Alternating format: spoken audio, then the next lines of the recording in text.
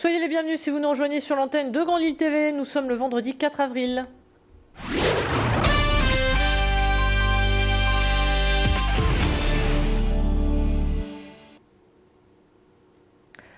À partir de lundi se tient la 9e semaine nationale consacrée aux dons de moelle osseuse. Les nordistes sont appelés à se mobiliser pour donner une chance de guérison aux personnes atteintes de maladies graves du sang.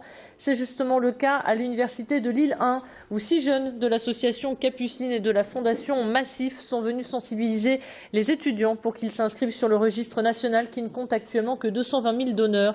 Chaque malade a besoin d'un profil génétique compatible. C'est pourquoi le nombre de volontaires est important pour multiplier les chances de guérison. L'occasion de rappeler qu'il n'y a pas de risque de paralysie en faisant don de sa moelle osseuse car le prélèvement se fait sur l'os du bassin et non pas dans la moelle épinière. L'objectif cette année est de trouver près de 900 nordistes prêts à réagir le moment venu. Chacun peut donc sauver une vie. Les seules conditions à remplir sont d'avoir entre 18 et 50 ans et d'accepter de répondre à un entretien médical. Quelques explications supplémentaires au micro de Macha Grunessen.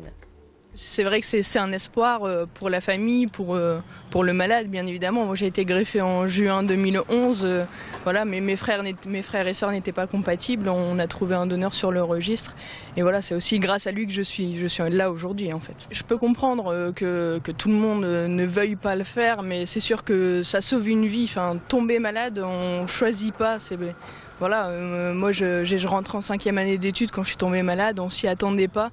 Et c'est sûr que voilà, ça peut arriver à tout le monde de tomber malade et on aimerait bien pouvoir avoir un donneur autour de nous, ou trouver en tout cas un donneur pour être sauvé, pour être guéri et puis sortir de là. Le classement des meilleurs lycées de la région vient de paraître. Voici les établissements qui amènent le plus d'élèves de première au baccalauréat.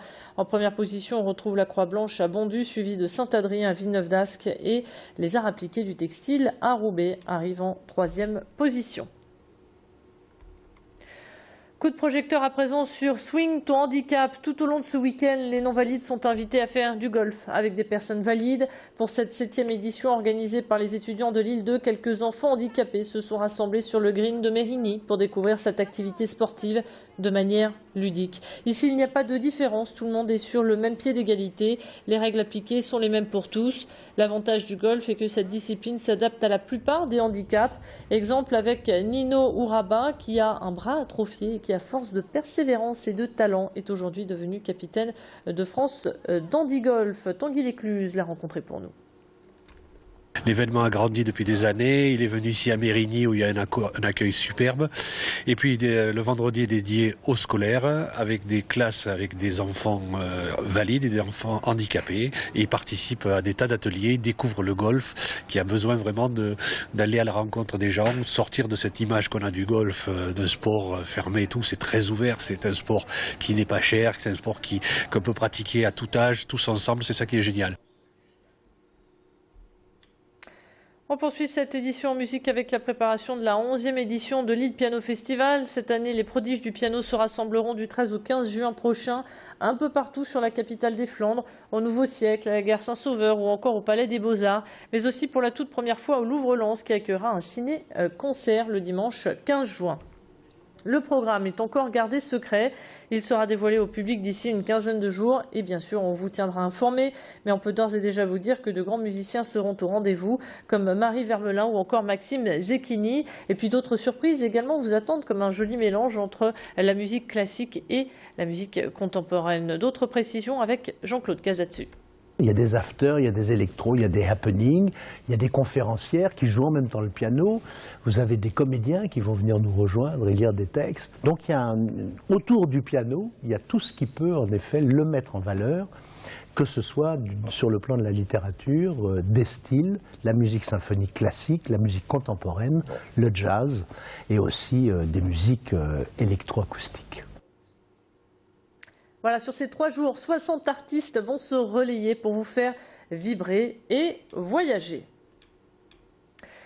On termine cette édition avec la une de la Croix du Nord. L'hebdomadaire chrétien régional revient sur une assemblée d'ecclésiastiques à Merville.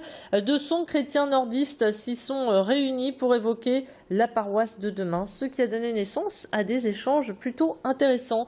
Le point avec le rédacteur en chef Thomas Levivier qui était l'invité ce matin d'Adrien Lannoy.